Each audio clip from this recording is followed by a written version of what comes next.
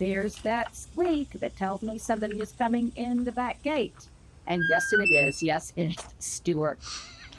So today, on this Wednesday Walkabout, I am so excited to tell you about a garden project that I've been working on. It cost me absolutely nothing other than just some labor and rearranging. It's not quite finished yet, but it is a perfect example of gardening in the forgotten places. I am going to love it, I think. I'll love it even more when I get one product that's going to make it a little bit more comfortable for me to work there. But anyhow, let's just wait no further. What do you say? Let's do it. Let's do it. But wait, before I show you my new project, I want you to appreciate, Stuart, let's just take a spin back here because I have really been working, tidying up things. I think it looks so much better with that lavender gone. I have been deadheading, though I've got more to do, but it looks less congested. I've moved some things around. Stuart noticed right away that I repositioned where my umbrella was. Coming back that way. It makes it seem a little less congested near the table. I'm not doing a lot of outdoor dining now anyway because it's simply too hot. But I do come out here and sit in the morning or in the evening. And so I just decided this is one of those just rearrange your life kind of things to move my umbrella over here by the chair which I am using. Well, I'm not really using my table. So it's just little things like that I think make our outdoor spaces more comfortable. The other thing that I am starting to do regularly to feel a little bit more organized and keep things looking presentable now that I've gotten my post-trip chores out of the way, and that is last year, you may remember if you've been following for a while, that I did a whole video, I think, on treating your outdoor spaces like a resort. And by that I mean every morning you come out, you kind of whisk off the furniture, you blow things around just like they do at a resort. You fluff up your towels, you do that kind of thing. You do a little bit of deadheading. And in my case, it's putting away the hose. So I think that's a way to just kind of make things a little bit more manageable because you do it every morning. Now that I've gotten the big stuff out of the way, I want to deal with those little things day by day so it doesn't add up again.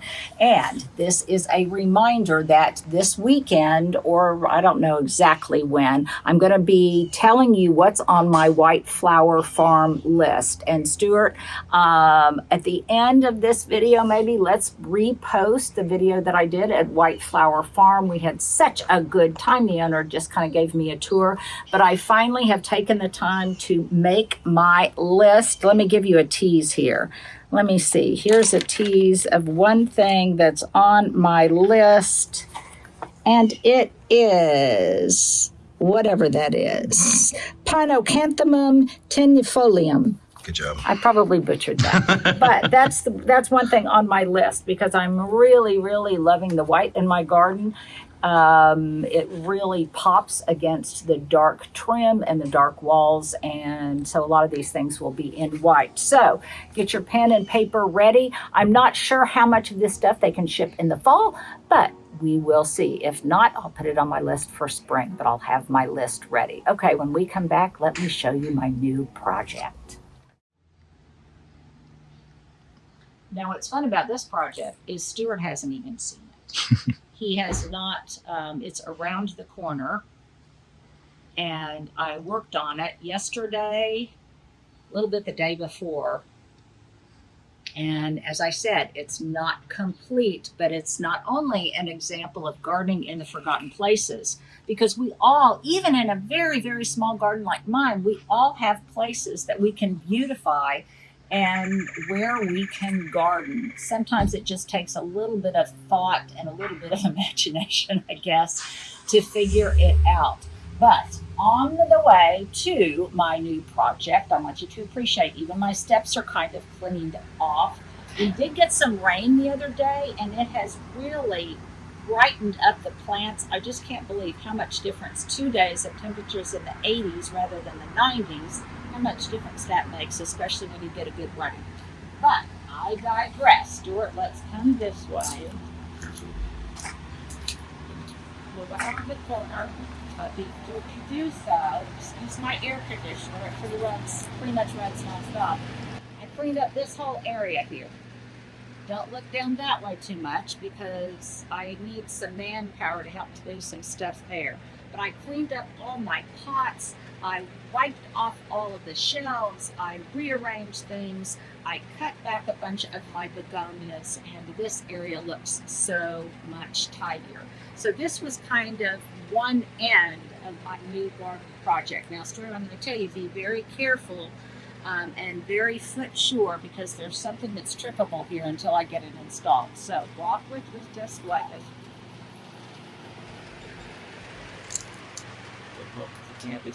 And look at my new potting area. So I just repurposed some things that I had in the garage. So those of you who followed me at the fairy tale house, you remember this table. I think it was a restaurant table. I love it, and it was very, very practical. I put it in the garage. I had another table that could serve the same purpose.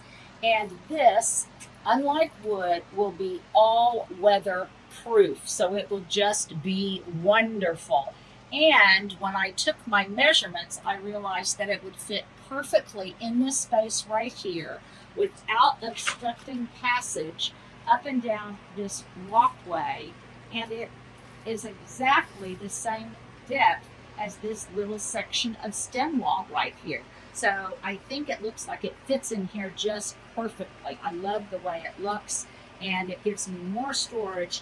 More importantly, and this was my motivation, it gives me a potting area that is right near my trash cans filled with gravel and filled with potting soil. Stuart, do you recognize this? I do. This was a garbage pail holder that Stuart had. Now, because there is a slope here, I had to kind of dig down to get the legs of this garbage can holder into the ground. And likewise, I had to do this over here. I had to dig down and then level it up so that it would fit in this position. I will probably hang some kind of tool holder here so that I can hang my tools on it. So again, this isn't quite finished, but I think this whole area is going to be very serviceable, and I like the way it looks. Why else was this important to me?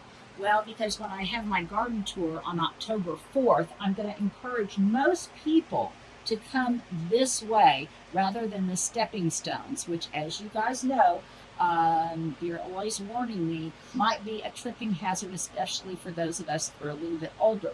This is very foot sure when I put up the hoses, and I think it'll be just nice and accessible.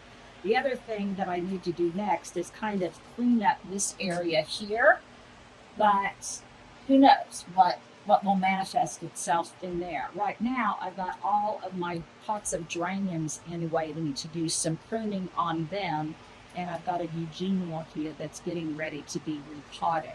So I think it looks great. I very, very much am pleased with the way it turned out.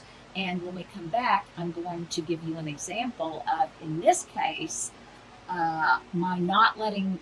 Okay, let me rephrase that. How do I want to do this? I always talk about don't let your garden boss you or don't let your plants boss you. Well, in this case, the garden is bossing me because it's telling me what I need to do next.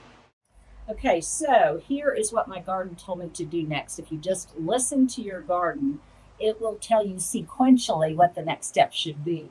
So this area here it's got a slope to it. It's got a grade to it so that it kind of comes in, it funnels down, and then it funnels back out.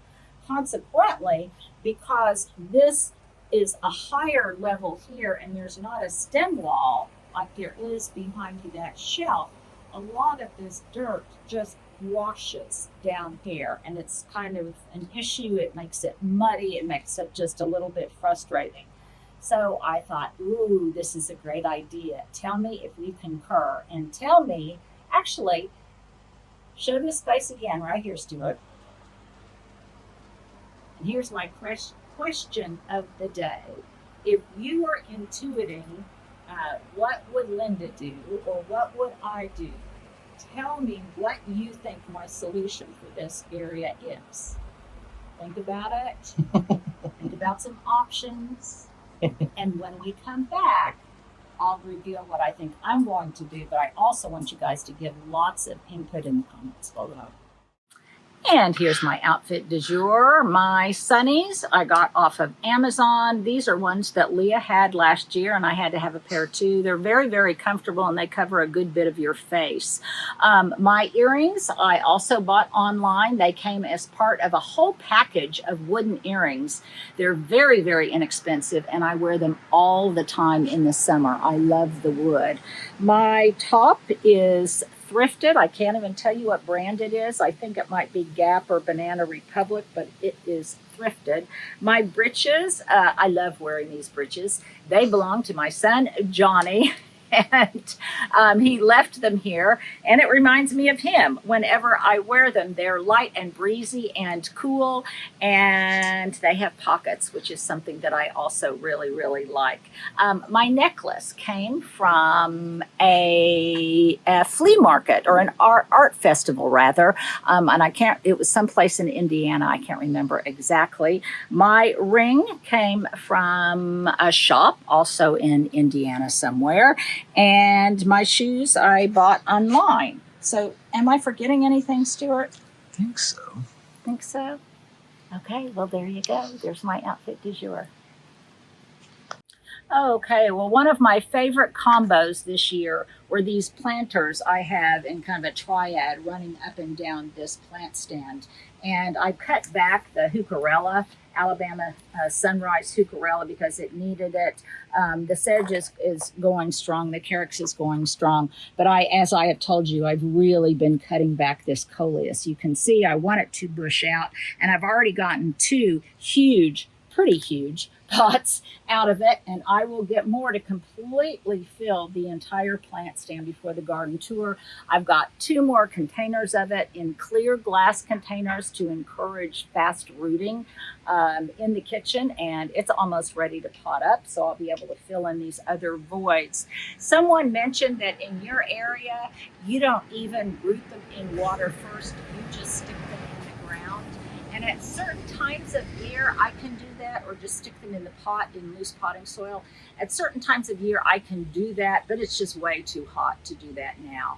And it's way too dry to do that now. But if you live in an area where it's reliably rainy and the area gets some shade, why try that? It's a gardening risk worth taking.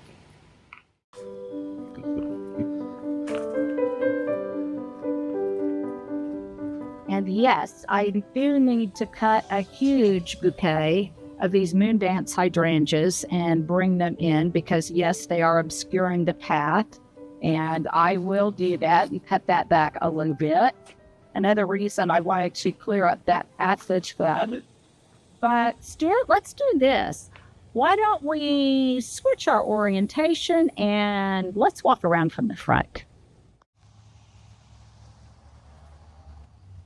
I don't think I've shown you this for a while, but all of that white really pops from the screed, and that's what I care about. Some of the areas inside the pots have gotten a little bit barren, but they will fill back out as soon as it gets cool and before my garden tour.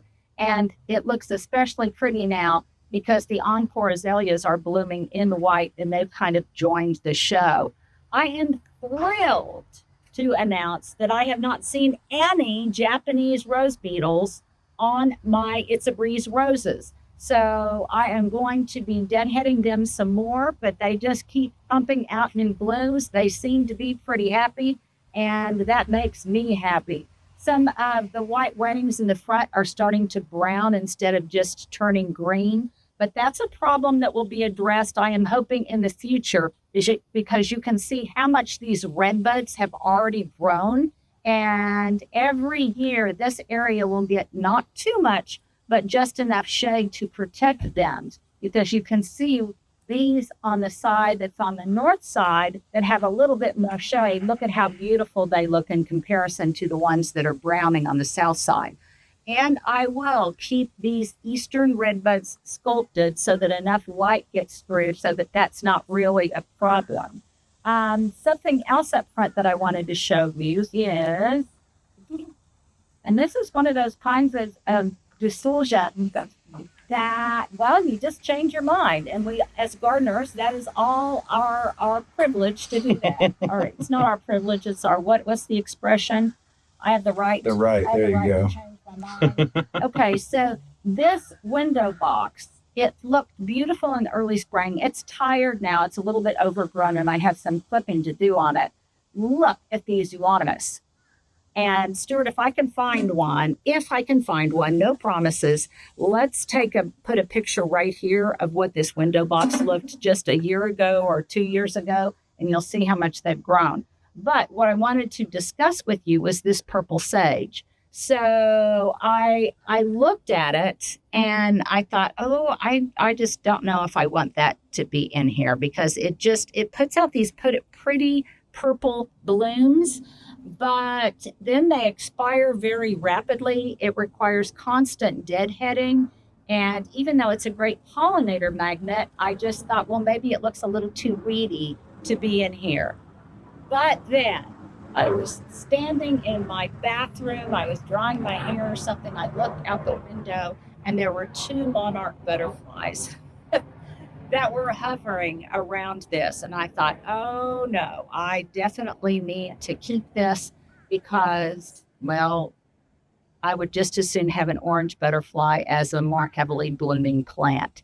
So there you go. I will clean it up. There's all sorts of lantana that will be coming out pretty soon, and this will be much more profuse with color than it is right now, but I'll take it as it is. It looks good. It's not browning, and it works for me. So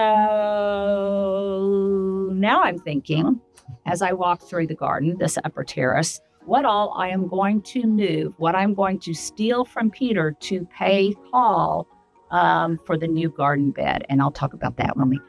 Okay, I'm still on the upper terrace, and look at how big this sunshine ligustrum has gotten. It completely obscures the mammoth boxwood ball that's behind it. And I've got 2 smaller but still large ligustrums that are in here right now also that are getting a little bit crowded. So this is what it looks like from up here, and why I'm probably going to move all 3 of them, at least 2 of them, down to the new bed on the east side. But this is how they look from this perspective. Let's see what they look like from below.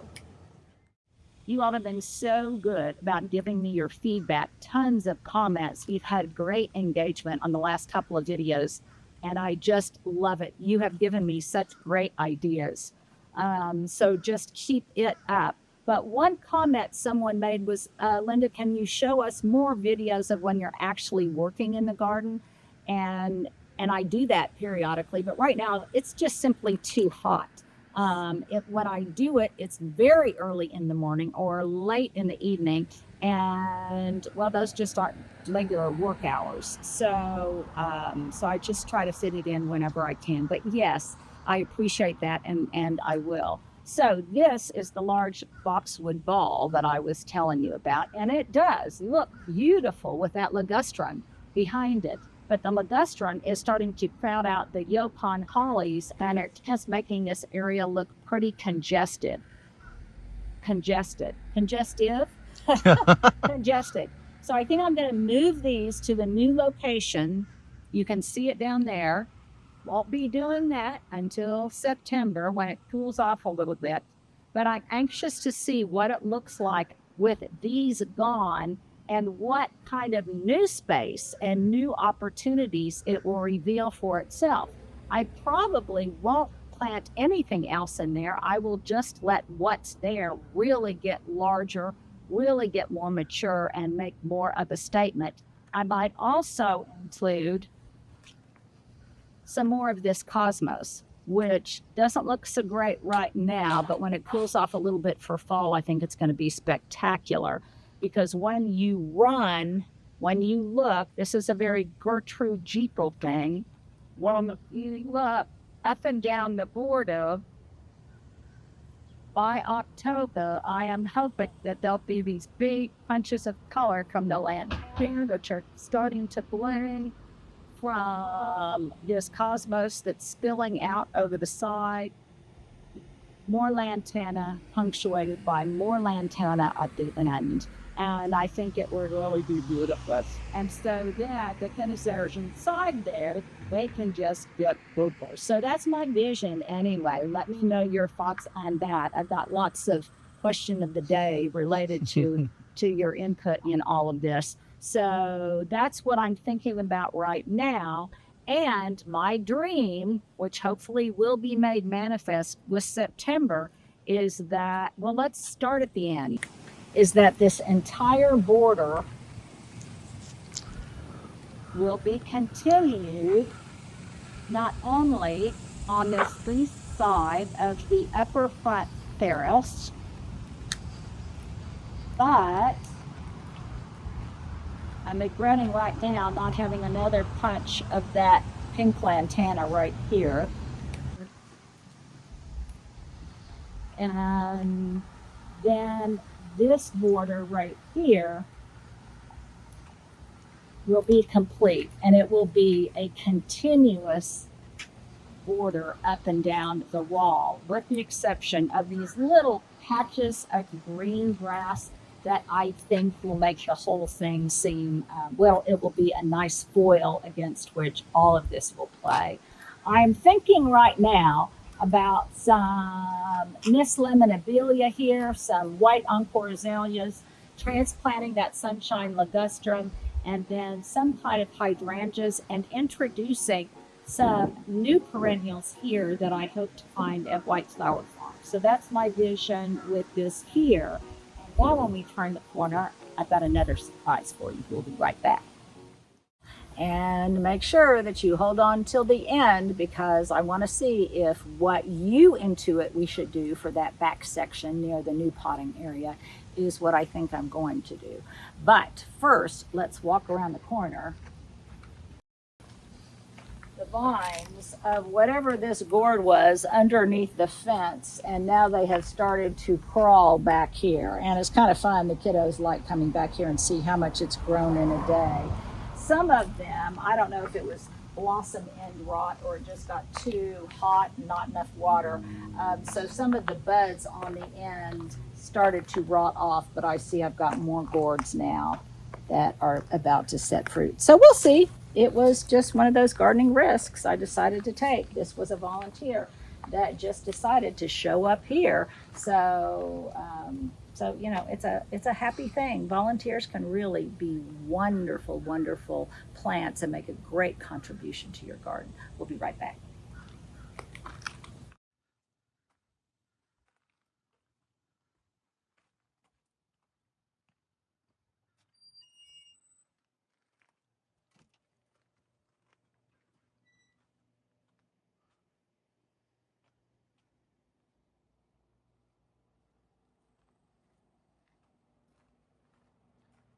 Okay, so before I give you my big reveal of an idea, if you like this kind of video, please make sure to give us a thumbs up, to hit that subscribe button. And more importantly, Stuart and I would really appreciate it if you would share it with others, because, well, very selfishly, I got my first copy of my new book yesterday, and I'm going to show it to you on Sunday, and I'm really trying to get my book sales up. So a huge ask, if you guys would share this video with just one person who isn't already subscribed to our channel, I would really appreciate it. If you feel that there's value here, and if you get a little something from me, then maybe I don't feel too uncomfortable asking for something from you. So I would appreciate that. But now my answer. Okay, at the beginning, I told you that I was not going to spend any money. So I haven't spent any money, just labor. So in my theory of stealing from Peter to pay Paul and making the front less congested, because I recognize it was overplanted at the beginning because I wanted it to mature very quickly, I identified, drum roll please, I identified almost a dozen better boxwood that I can transplant in here. Stuart, did you know that's what I was going to say? It was one of the thoughts. Okay, so this is actually pretty good. I'll be so curious with all the answers, though. Yeah, what the answers What everybody are. else thinks. Yeah, and of course, I reserve the right to change my This mind is if you true. guys have a better idea than I do. But I think this would be easy. There's no irrigation back here. It's and they're relatively drought tolerant. Once they get established, they won't require much pruning, and more importantly, it will give me a green wall, which will be attractive. I can carry that green wall over here.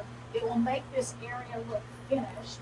It will make it look presentable and appealing when you are walking this way down this path. It will make this look like, well, let's just say it will make a forgotten place look no longer forgotten. So stay tuned. I might go ahead and, if we have a cool spell, and by cool I mean in the 80s, I might go ahead and plant these because they're very, very tough.